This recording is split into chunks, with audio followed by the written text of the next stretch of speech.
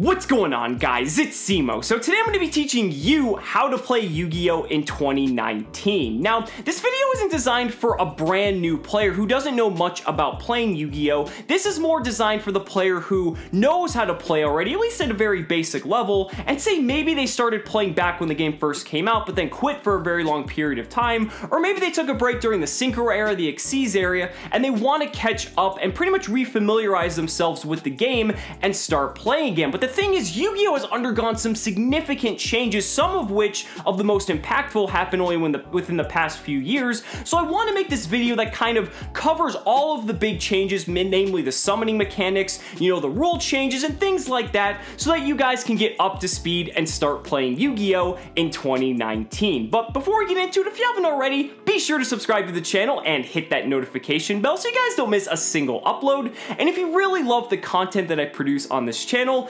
consider supporting me on Patreon or becoming a YouTube channel member, because it's thanks to people like Brandon that I'm able to bring you this content on a daily basis. So if you're interested, hit the join button down below or check out the links in the description. But without further ado, let's go ahead and get right into it. So I think I want to start off with showing off the new game board. Now, if you haven't played Yu-Gi-Oh! In several years, the game board is going to look very different than it has previously, and most notably, you're going to notice there's two monster zones that are kind of dividing both players' sides of the field. Now, these are known as the extra monster zones. Now, if you've played Yu-Gi-Oh! Before, you know that you could summon monsters out of your extra deck, you know, like fusion monsters, synchro monsters, Xyz monsters, as much as you wanted to in your main monster zone. However, that is no longer the case. Now what you have to do is summon these monsters to the extra monster zone, of which you can only occupy one of, unless you fulfill certain requirements, but we're not really going to be covering those in this video. One of the biggest changes that came to Yu-Gi-Oh! Was the introduction of Link monsters. Now, these are monsters that have a blue colored card border, similar to ritual monsters, but they're played in your extra deck, and they don't have a level. They also have a little Link rating in the corner, so they're pretty easy to identify, and these are monsters, again, that you will summon to your extra monster zone if you meet the specific requirements. So for instance, a monster like Mrs. Radiant requires 2 Earth monsters, so if you have 2 Earth monsters on your side of the field, you can send them to the graveyard to Link summon Mrs. Radiant, and that's going to go into your extra monster zone. Remember, you can only summon monsters from your extra deck to a extra monster zone, or a zone that a Link monster points to. If you notice, Mrs. Radiant has 2 downward pointing arrows that go bottom left and bottom right, and those are pointing directly to corresponding main monster zones. So that means you're essentially unlocking, so to speak, those zones so that you can summon more monsters out of your extra deck. This is one of the most significant changes to Yu-Gi-Oh! Because you now have to use these Link monsters in order to summon more monsters out of your extra deck, whereas before you could just spam the field as much as you want and there really wasn't any downside. So that's kind of one of the big strategies here that you have to kind of figure out with whatever deck that you're playing, is that how are you going to unlock those zones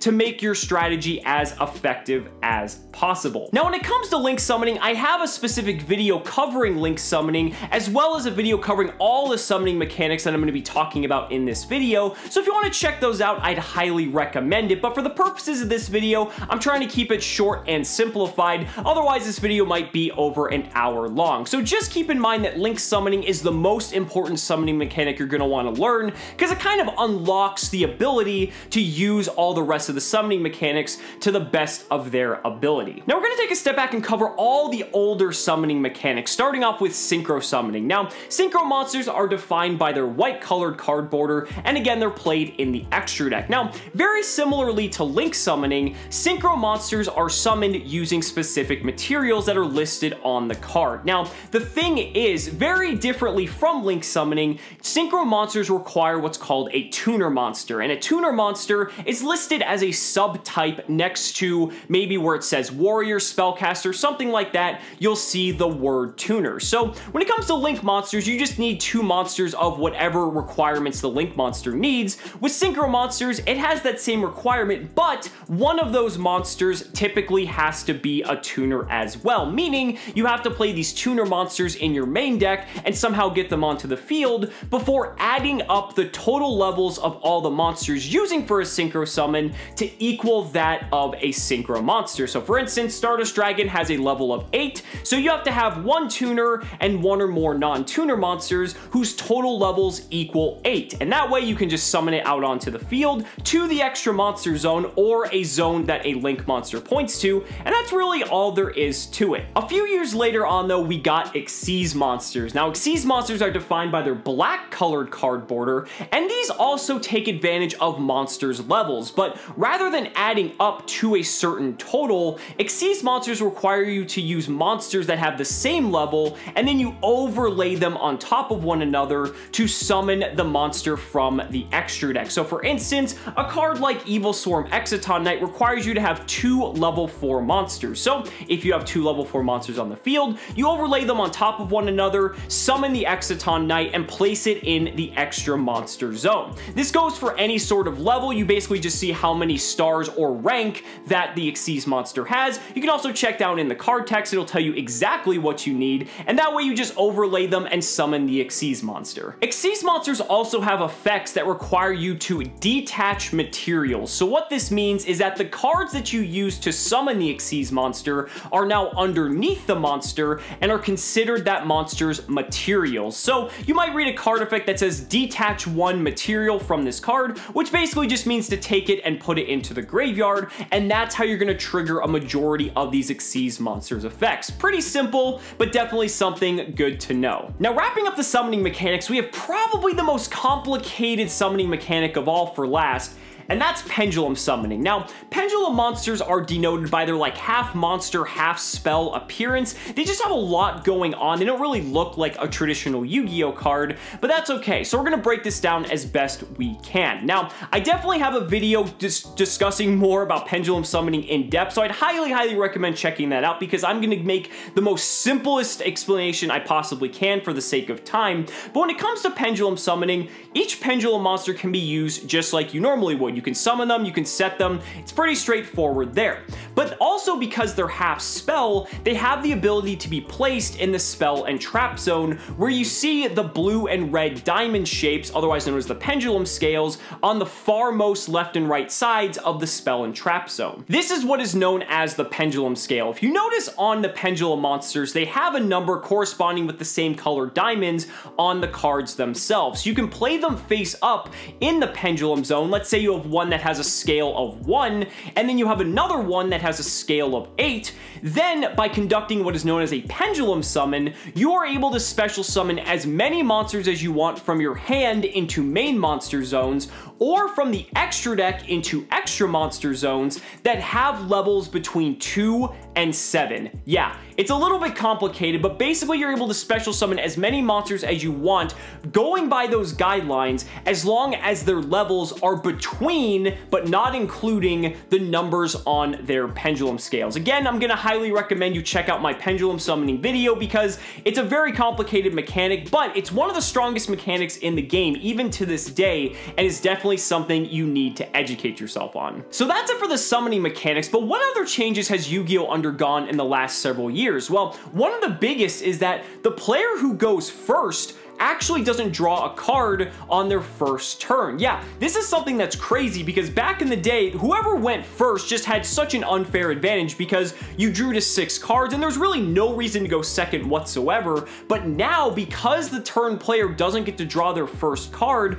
that actually creates a little bit of strategy. And we've seen now that because the player going second not only gets to draw their 6th card, but also gets their battle phase, we've seen in some formats going second is actually preferred to going first. Now, it's very rare and going first is still better because you get to set up your cards first, but it's still a very big change to the game. So remember, if you're going first, you don't draw on your first turn. Now, another big change to the game came with field spells. Now, way back in the day, if one player controlled a field spell and their opponent played a field spell of their own, the first field spell would be immediately destroyed, and there could be this back and forth dynamic, and in some instances that actually mattered depending on what you're trying to to accomplish. However, that's no longer the case, and I think this is a very positive change, and now each player is allowed to have their own field spell. I really like this because a lot of decks now, use the field spell as a central component of their engine, so both players have a field spell. Just keep that in mind. There's no more destroying your opponent's field spell by playing a field spell of your own. There's also problem-solving card text, or PSCT for short. This is something that came along several years back, but was a very significant change to the game because